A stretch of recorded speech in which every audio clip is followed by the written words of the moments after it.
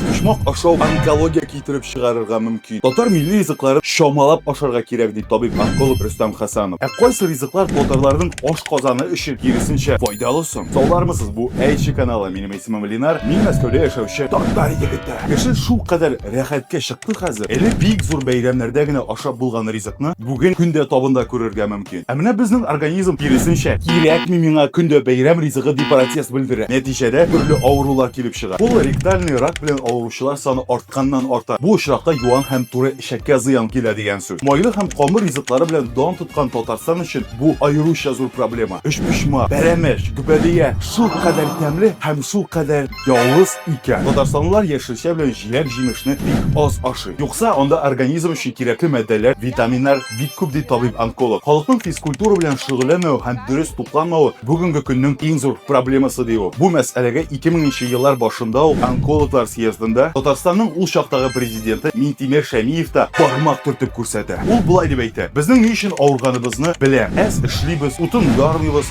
су ташымыйбыз, күп ашыйбыз. Менә без татарлар җыелышсак, табынга җиләк-җимеш, яшелчә, пишмак, гүбәдия чыгарабыз. Бәйрәм тәмамлана, яшелчә белән җиләк-җимеш табында кала, гүбәдия белән пишмак ашалып беткән була." Дөрес аңлагыз, пишмактан бөтенләй баш тартырга димәгән. Шамалап кына ашыйсы. Әйтик, сез моңарчы бер утыруда 13 пишмак ашаган булсагыз, башта 9-га кадәр киметегез, аннары 8-гә калдырыгыз. Яме, пишмак дигәннән бу елның апрелендә Татарстан рәисе Рөстәм Миңнеханов Санкт-Петербург студентлары белән очраша. Шунда бер студент югары уку йорты ашханәсендә пишмаклар сатсыннар әле дигән идеяны тәкъдим итә. Башка студентлар да хуплап, гөрләтеп кул чаба. Миңнеханов килешә, ярый, күрсәтмә бирербез ди. Ләкин шул вакытта сорау биргән студентка бәрәмәч һәм пишмак әзерләп бирә ала торган кыз белән танышып, очрашып йөрергә тәкъдим итә. Инде дә сау булып торыгыз.